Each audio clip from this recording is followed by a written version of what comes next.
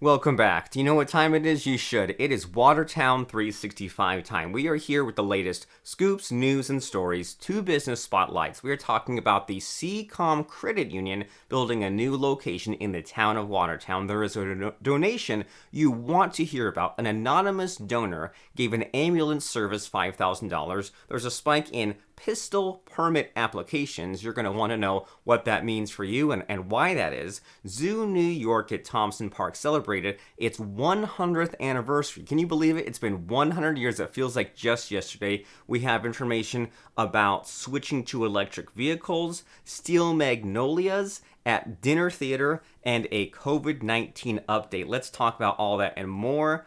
About these things happening around Watertown that, sometimes are things that you wonder, well, why is that? Or you just open your mind to new horizons and you say, I had no idea that they were going to build a new credit union in Watertown, but I'm glad that I found out that information. So let's jump in. Let's find out what you personally need to know about the future of this wonderful area that we live in. SeaComm Credit Union is set to build a new location in the town of Watertown, planned for Outer Arsenal Street across from Target in the Towne Center. A new route would be constructed by the stoplight, which would go through the property and come out nearby Route 202. As for the new SeaComm branch, it'll be 3,500 square feet, include 2 drive-thru lanes and an ATM line. And SeaComm plans to eventually move from its Coffeen Street location, which it acquired when they merged with United Neighbors Credit Union. Now, SeaComm is no ramshackle fly-by-night outfit. They have 9 branches in Massena, Potsdam, Canton, Ogdensburg, and Burlington, Vermont. The Town of Watertown Planning Board will talk about the proposal at a meeting next week. To secure the new location, SeaComm worked with Tnara Route 3 LLC and local developer PJ Simao. So good to know, right? Some building bureaucracy, but you deserve to know what is being built, what is coming up in your area. So that is what is happening. Speaking of things happening in our area, a donor gave an ambulance service $5,000. Now, that is a feel-good story if I ever heard one. Indian River Ambulance Service has been fundraising to equip all 3 of its ambulances with Nitronox units. Now, if you've never heard of this, I sure as heck haven't. It provides safe, non-opioid pain relief. Now, the squad needs 2 more, and a recent donation of $5,000 will buy those final 2 units that they needed. So really good news happening here. And the thing about this is that someone doesn't even have to live here to make a donation to take care of what's happening. Some people give back. Maybe they went to school here, or they just know that there's all these different areas and some are more well taken care of than others. Some have the equipment they need, others don't. And so this anonymous donor does not live in this area, but did grow up around here and gave this donation. Now the ambulances have those final 2 Nitronox units that they need for non-opioid pain relief. Really good news, and it doesn't really change your day-to-day life, but it's just good to feel good about the good things happening in this area. Let's talk about pistol permit applications. They say they're stressed and overwhelmed. Staff at the Jefferson County Sheriff's Office have their plates full with a spike in pistol permit applications this year. The department has received 775 permit applications for pistols in 2021. That is more than 300 from all of last year and 3 times as many as the number of applications received in 2019. So Sergeant Taylor from the sheriff's office reviews these before they go to the sheriff directly. Work for just 1 permit can take the staff hours on top of their usual criminal case work. So here's what you need to know is before you can even apply for your pistol permit through the sheriff's department, you must take a class. There's a firearms shop in the town of Leray that teaches this class. The manager says courses are filling up consistently. The sheriff's department usually sees a spike in pistol permit applications near when there's big elections coming up, and it could have received more than 1,000 in 2020, but they stopped taking these applications for a part of the year due to the pandemic.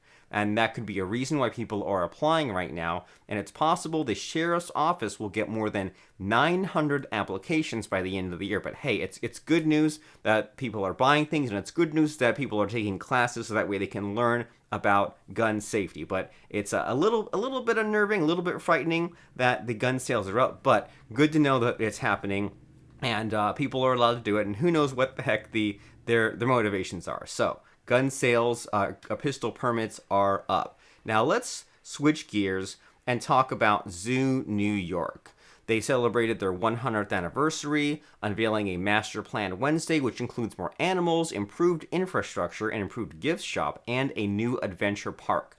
New potential species for the zoo include, check this out, elk, moose, bison, caribou, ducks, geese, and other large land-based birds, as well as animals from the Long Island Sound. And other new amenities include, in the proposal at least, include a new aquarium, improved food service, and even a new adventure park that will include a treetops ropes course, zip line, natural play area of logs, rocks, and natural surface exploration. There is a proposal including a walk-through bird aviary, which will allow for education on different types of birds in the North Country. And Zoo New York hopes to add animals from other parts of the state as well, specifically non-Long Island. They would like to add new food services, higher level fast food service, and they understand that some people do not visit the zoo because they do not like seeing or having animals in cages, but the zoo strives to be so much more than that. We're talking about a moved and new renovated gift shop, cafe, exhibits, and so many other things like that. And so as far as the total cost, well, they're not sure on the exact cost, but we're talking $3 to $6 million for the aquarium, education, support facilities. They hope to have fundraising from government, grant, and private individual funding. And it's all in the early stages. It's all coming together. It's coming up at the December board meeting for the city of Watertown, since they own that zoo property. And so it's all very early on, and there's many plans coming together. Some are realistic, some are unrealistic, but it's good to hope and dream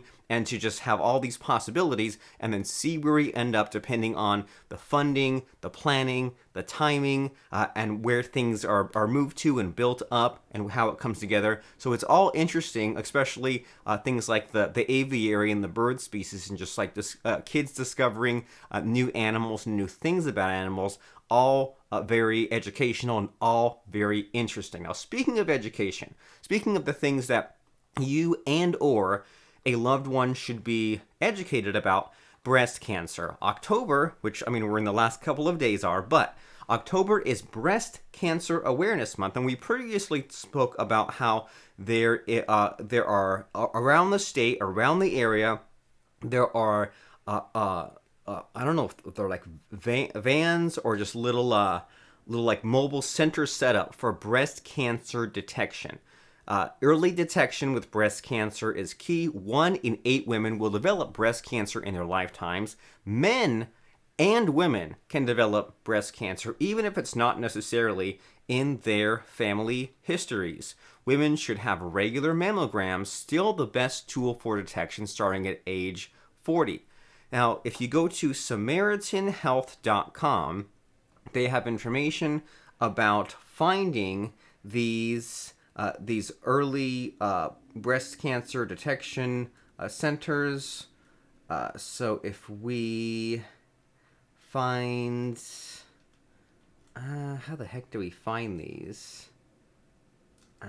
Explore all events. So it's not easily found from their website at SamaritanHealth.com. And I can't exactly find it in the news and events. Talking about the vaccine. And oh shoot, now that is very awkward that we can't easily find the breast cancer. Let's see.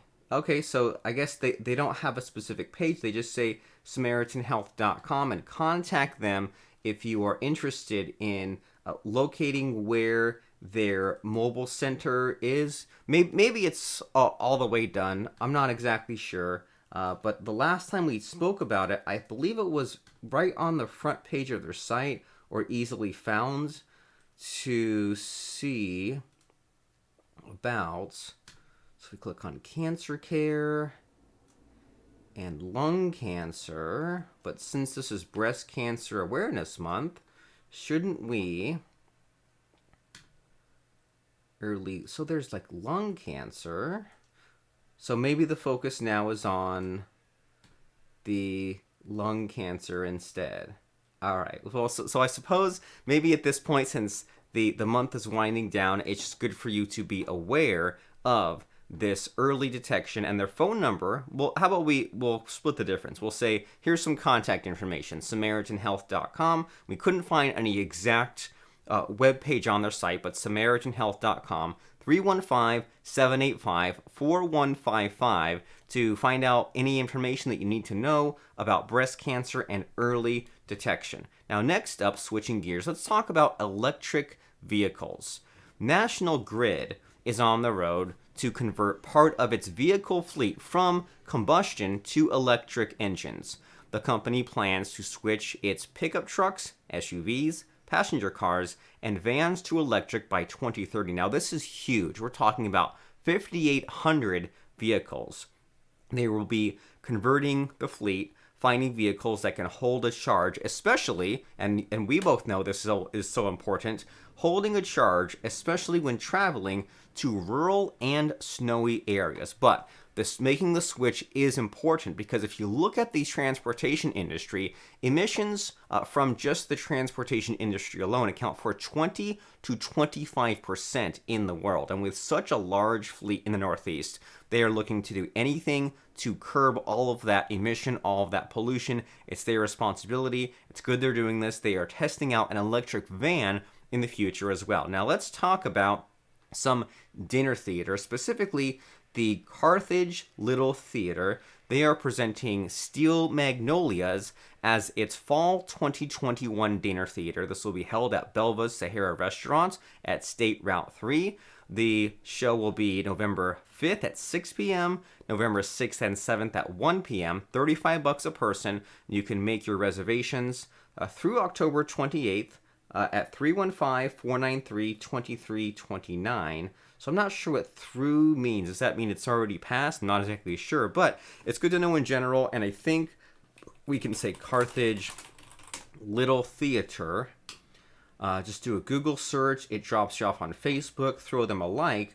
And I personally find as far as event-based things like this, where it's coming and going so quickly, sometimes the website is not updated super frequently in this case, but Facebook usually, someone's there and making a quick post. So if you're a theater goer, or you could be, or dinner theater sounds like a fun date or an adventure, Google search Carthage Little Theater or Facebook search it, find it, like it, and that way you can see their latest and greatest updates. As wind down, talk about some COVID-19 deaths. 5 new deaths on Thursday in Jefferson and Lewis counties. This brings the county's total to 103, Lewis County 35, and Jefferson County reported 78 new cases of the virus, 22 residents hospitalized, 2 fewer than Wednesday. So COVID is still out there, but it does not seem to be spiraling out of control, but still is a thing to be watching. I know we say that all the time, but it's good to know. Now, Perry Optical. They are located, I believe, at perryopticalny.com. You see, cool, I have that web page figured out on the first try.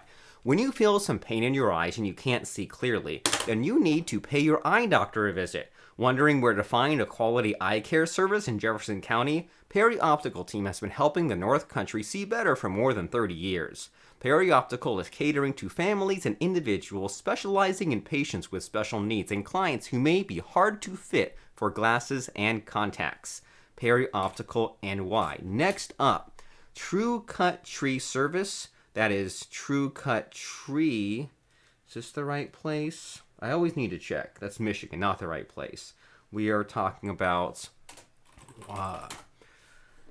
TrueCutTreeServices.com. Make sure you accept no invitations. Whether the weather took your tree down, or your tree is old and dying, or you just want to see more of your own yard, True Cut can remove unwanted trees efficiently and effectively. True Cut Tree Service provides professional tree trimming and has the equipment to deal with 24-hour emergency tree removal from winter blizzards, ice storms, and microbursts. They have seen it all, and I think you have seen it all, or at least you have seen what there is to see this week. If you want more, if you're hungry, if you say, you've only whetted my appetite for my online news. I want to know about things happening, including how this bus driver shortage might happen, about school playgrounds and the updates there. The place to go is Watertown 365, and we see you there. And then make sure while you're there, you click on that Facebook symbol and you visit us, if I can find it, at facebook.com/Watertown365. Like, comment, subscribe, and just join in the conversation, because sometimes it gets lonely if